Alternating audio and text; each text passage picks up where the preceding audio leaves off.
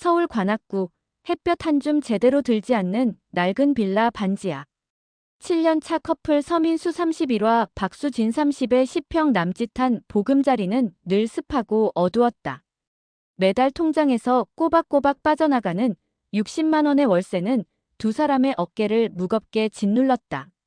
냉장고 문에 자석으로 붙여둔 반짝이는 신축 아파트 전단지.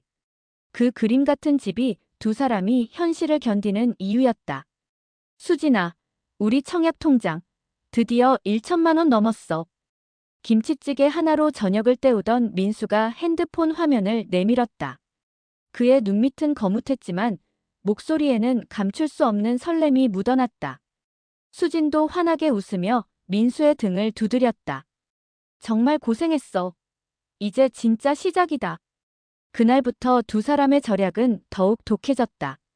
민수는 동료들과의 술자리를 모두 거절하고 도시락으로 점심을 해결했으며 퇴근 후에는 녹초가 된 몸을 이끌고 배달 아르바이트를 했다. 수지는 몇 년째 같은 코트를 입었고 친구들과의 약속도 최소화했다. 주말이면 손을 잡고 집 근처 공원을 걷는 것이 유일한 데이트였다. 통장 잔액은 더디게 쌓여갔지만 전단지 속 아파트를 보며 우리 집이라는 꿈을 되새겼다. 하지만 현실은 잔인한 속도로 희망을 좀먹었다. 민수 아버지의 갑작스러운 입원비와 간병비로 목돈이 훅 빠져나갔을 때 두 사람은 애써 서로를 위로했지만 밤잠을 설쳤다. 괜찮아. 다시 모으면 되라고 되뇌었지만 꿈이 다시 아득해지는 불안감은 숨길 수 없었다. 설상가상으로 수진의 회사가 어려워지면서 몇 달간 수입이 불안정해졌다. 민수의 아르바이트 시간은 늘어났고 두 사람의 대화는 줄었다. 피곤에 절어 새벽에 들어오는 민수를 보며 수지는 안쓰러움과 미안함에 소구름을 삼켰다. 그 와중에도 부동산 뉴스는 연일 폭등 소식만 전했다. 금리는 오르고 대출 문턱 DSR은 높아져만 갔다. 영끌이라는 단어조차 다른 세상 이야기처럼 들렸다. SNS에는 친구들의 내 집 마련 성공기가 넘실댔다. 양가 도움으로 번듯한 아파트에 입주했다는 소식에 축하 댓글을 달면서도 수지는 속으로 한숨을 삼켰다. 우리는 왜 이렇게 힘들게 살아야 할까? 비교는 씁쓸한 박탈감만 남겼다. 명절에 찾아뵌 부모님들은 여전히 다른 세상에 살고 계셨다. 요즘 애들은 너무 쉽게 포기해. 우리 때는 더 힘들었어도 악착같이 모아서 다 집 샀어. 눈높이 좀 낮추고 경기도 외곽으로 알아보면 되지. 지금의 현실을 이해하지 못하는 말들은 오히려 생채기만 낼 뿐이었다. 그저 열심히 하고 있어요라고 답하는 것 외에 할 수 있는 말이 없었다. 어느 날 밤 술 기운을 빌린 민수가 공허한 목소리로 말했다. 수진아, 우리 그냥 다 포기할까? 집도 결혼도 애 낳는 건 당연히 무리고. 수진은 대답 대신 민수의 손을 꽉 잡았다. 몇 년 후 온갖 풍파를 겪으며 두 사람은 마침내 처음 목표했던 저축액에 근접했다.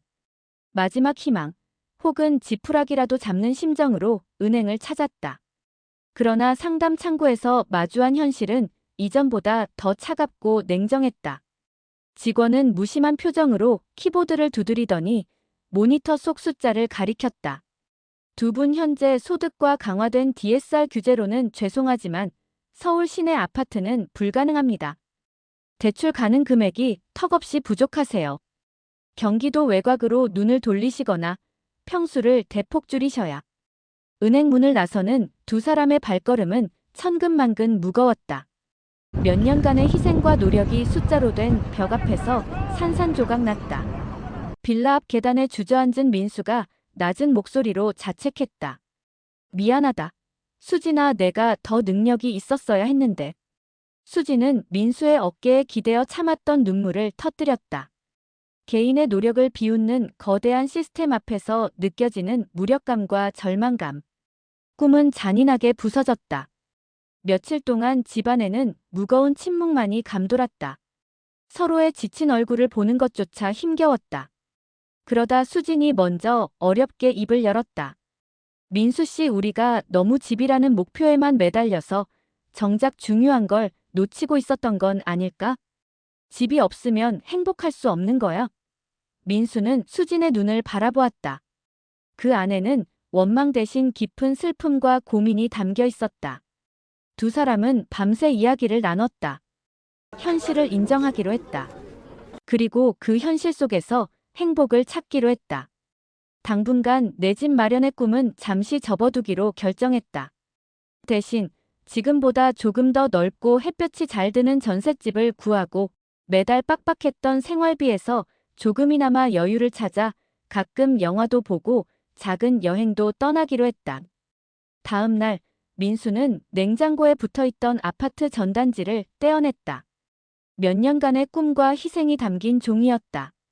시원섭섭한 감정이 교차했지만 마음 한편이 가벼워지는 것을 느꼈다.